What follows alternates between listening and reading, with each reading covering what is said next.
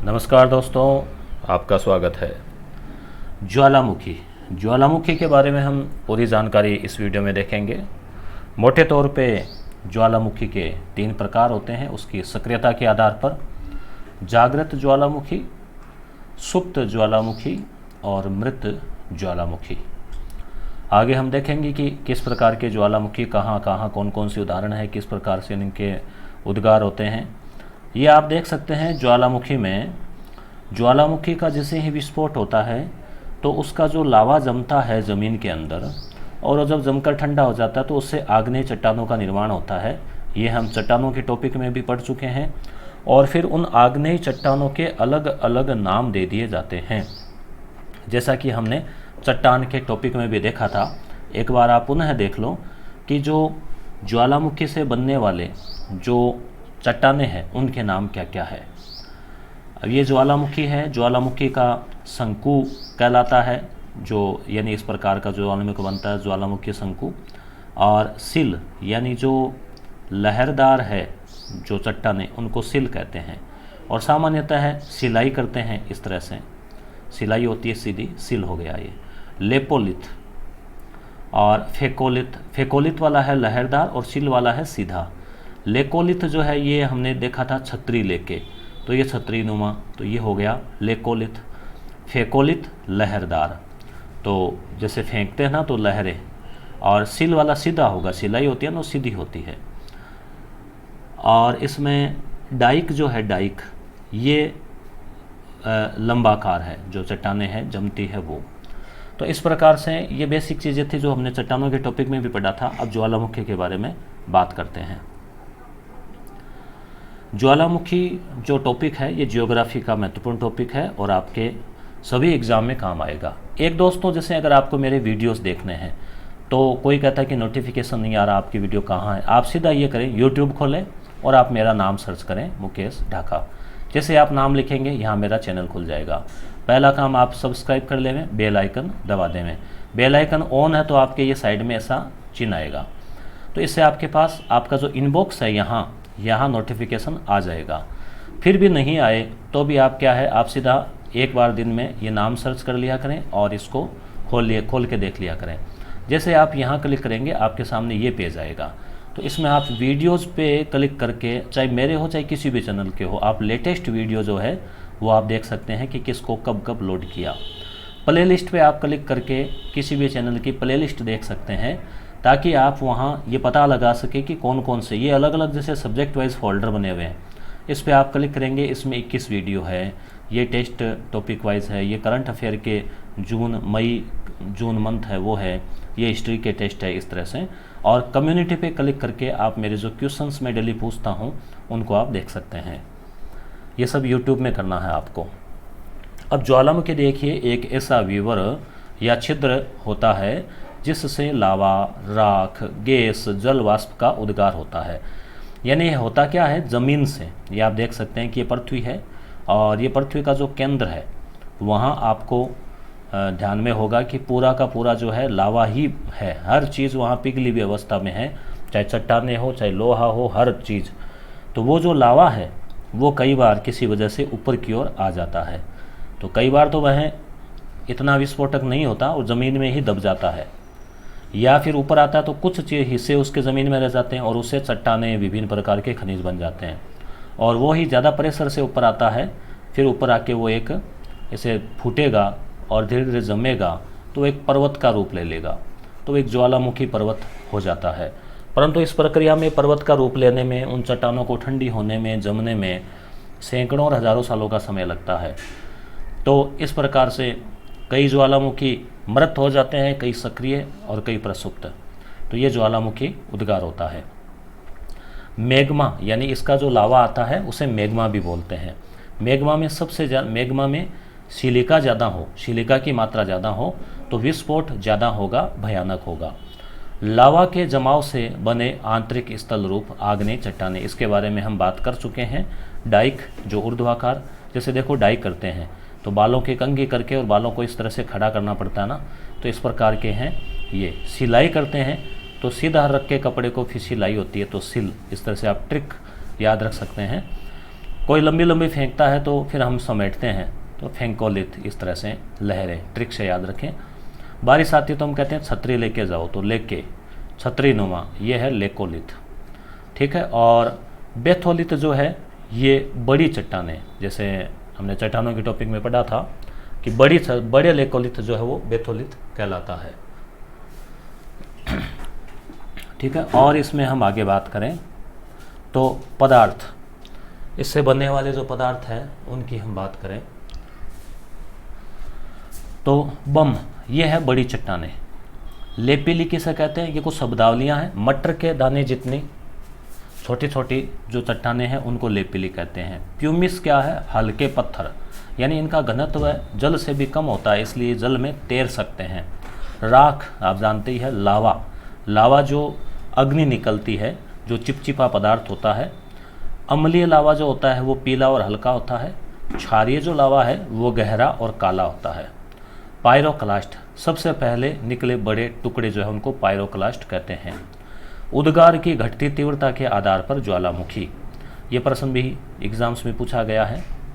Volcano, volcano जो है ये होता है फूलगोभी जैसा, ये आप देख सकते हैं कि ये चट्टान जम के बना हुआ है ज्वालामुखी, और ये इसका ज्वालामुखी शंकु, ये इसका मुख भाग, और ये गैस है, चट्टानें हैं, लावा है। तो एक तरह से वो भयानक जो विस्फोट होता है, और फिर ये कई बार तो कई सालों तक, सैकड़ों सालों तक, हज़ारों सालों तक जो इनमें से वो आग निकलती रहती है।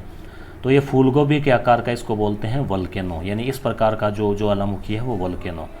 सबसे तीव्र होता है पिलियन, आप ध्यान में रखें, पिलियन तुल्य, ये आप देख सकते हैं कि ये काफ़ी भयानक, इसका जो है काफ़ी दूर तक और काफ़ी लंबाई ऊंचाई तक इसका लावा जो है, मैग्मा है, वो निकलता है। तो सबसे तेज़ है पिलियन, उसके बाद में 2 नंबर पे है वल्केनो।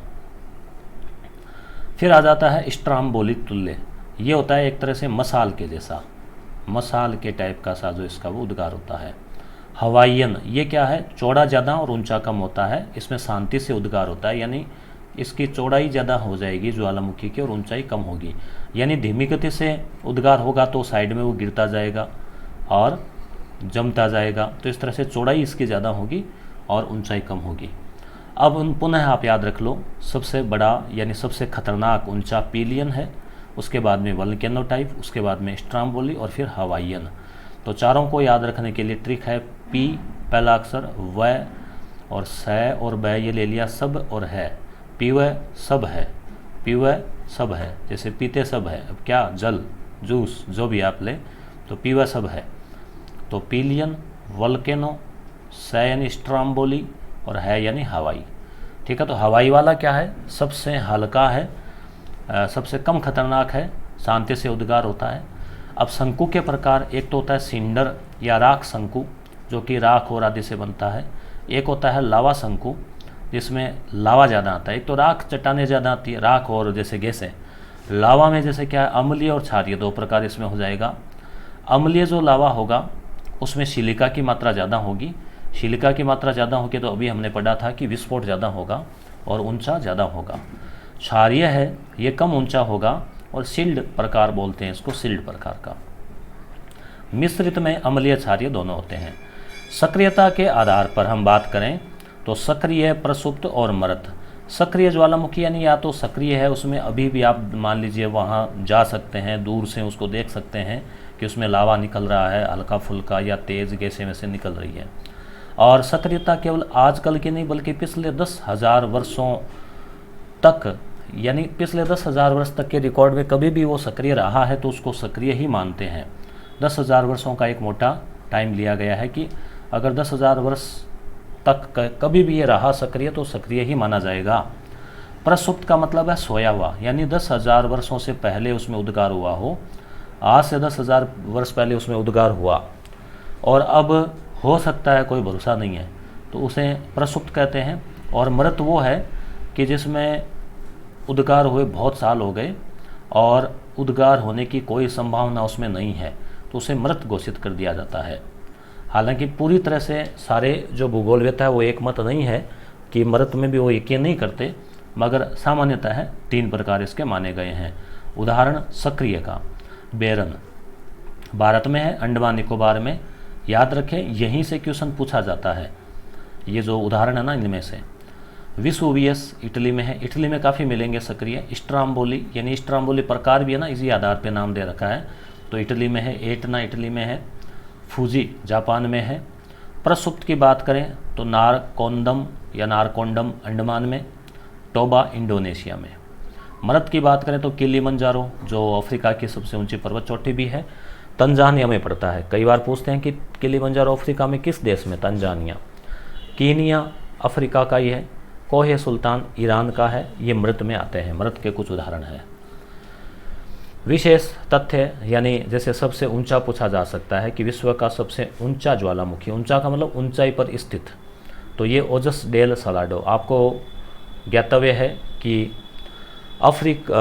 दक्षिणी अमेरिका में जो विश्व की सबसे लंबी पर्वतमाला है एंडीज, तो वहीं पर स्थित झीलें, राजधानियाँ, वो ज़्यादातर सबसे ऊंचाई वाले क्षेत्र में आते हैं।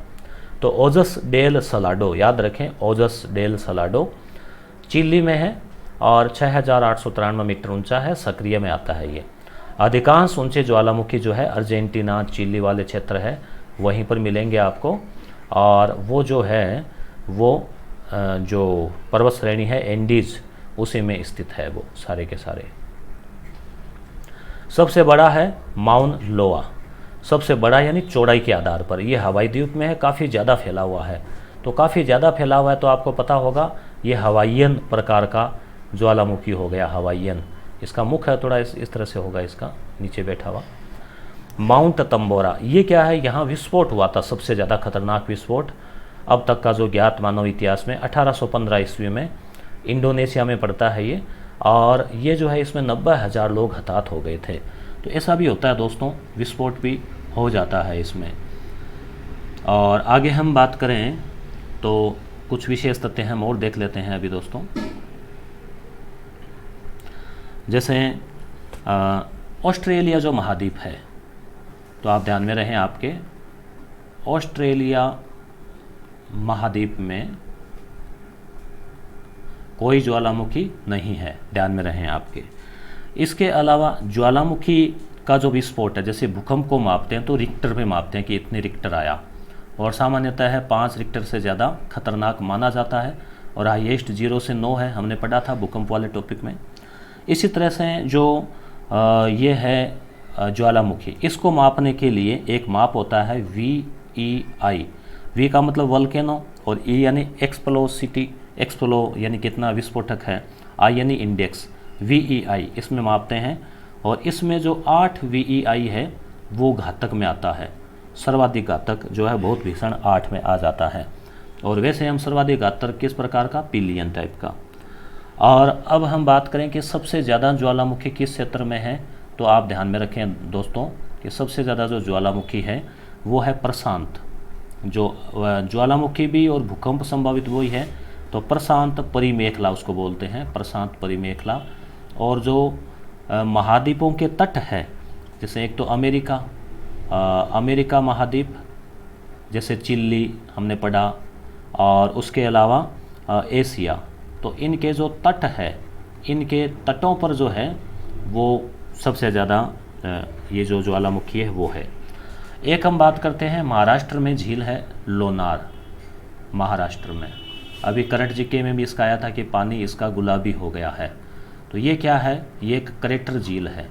क्रेटर किस कहते हैं? ज्वालामुखी का जो मुख होता है, ज्वालामुखी मान लीजिए ऐसे फटा और उससे वो पहाड़ बना, तो उसका जो मुख है वो थोड़ा ऐसे नीचा होता है ना, ऐसे इस तरह से कि उसमें लावा आ रहा था। तो जैसे कई बार अपने नहीं हो जाता है क्या, त्वचा पे फोड़ा हो जाता है, तो वो भी क्या है, अंदर से आता है और वो एक ज्वालामुखी है अपनी त्वचा के लिए। फोड़े होते हैं ना, छोटे बच्चों के हो जाते हैं। तो फिर ये जो हिस्सा है इसका नीचा, फिर कई वर्षों बाद ये ठंडा हो गया, तो यहाँ फिर क्या हुआ पानी जम गया, तो झील बन गई। तो इस तरह से लोनार झील क्या है? एक क्रेटर झील है। और इसके ज्वालामुखी में सबसे ज़्यादा क्या होती है? गैसें ज़्यादा होती है। तो ठीक है दोस्तों, आई होप आपकी वीडियो समझ में आ गया होगा। अब हम इसके क्वेश्चन अलग से लेकर आएंगे दूसरे वीडियो में, और वीडियो मेरे कैसे मिलेंगे मैंने आपको बता दिया है, आप सर्च करके भी देख सकते हैं। Thank you.